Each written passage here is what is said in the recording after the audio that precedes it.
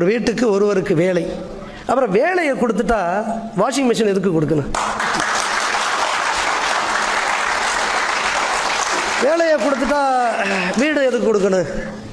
Case இணைப்பு எதுக்கு கொடுக்கணும்? வேலையை கொடுத்தாச்சு இல்லை. இப்போ இந்த முரணை பாருங்களே, இந்த முரணை நீங்கள் பார்க்கணும். ஒருவருக்கு ஒரு வேலைன்னு கொடுத்துட்டா முடிஞ்சு போச்ச பிரச்சனை. அதைத்தானே நம்ம எதிர்பார்க்கிறோம். எங்களுடைய இளைஞர்கள் இன்றைக்கு வேலை வாய்ப்பு அலுவலகங்களிலே எம்முடைய இளைஞர்களுக்காக நாங்கள் உண்மையிலேயே பறிவு கொள்கிறோம். அவர்களுக்கு வேலை வாய்ப்பு இல்லை. கிராமங்களிலிருந்து முதல் தலைமுறையாய் அவர்கள் பட்டதாரிகளாக, பொறியியல் பட்டதாரிகள் எல்லாம் படித்து வந்து பெருநகர வீதிகளில் 7,000 8,000 ரூபாய்க்காக அலைந்து தெரியக்கூடிய அவலத்தை பார்த்து உண்மையிலே நாங்கள் அவர்கள் மீது பறிவு கொள்கிறோம், கருணை கொள்கிறோம். அவர்களுக்கு என்ன எதிர்காலம், எத்தனை கனவுகளோடு அவர்கள் படித்திருப்பார்கள். இன்றைக்கு அவர்களுடைய எதிர்காலத்தை பற்றி நாங்கள் அக்கறை கொள்கிறோம்.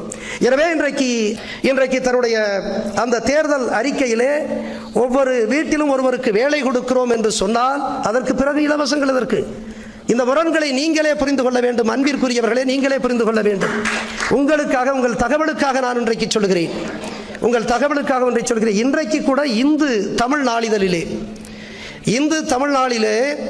இந்த அரசியல் கட்சிகளினுடைய இந்த இலவச சலுகைகளால் எப்படி தமிழகம் நிதிச்சுமையை சந்திக்கிற கட்டுரை இன்றைக்கு வந்திருக்கிறது.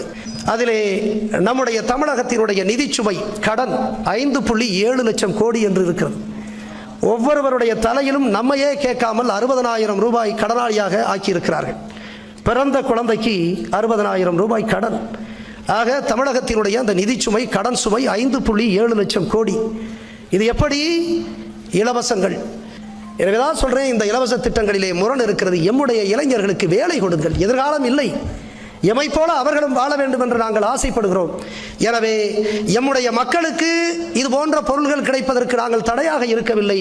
ஆனால் இதை காட்டிலும் எம்முடைய இளைஞர்களுக்கு வேலையை கொடுங்கள். அவர்கள் சுதந்திரமாக, தன்மானத்தோடு அவர்கள் தங்களுடைய குடும்பத்தை அவர்களால் நடத்தி கொள்ள முடியும் என்று நான் சொல்ல ஆசை.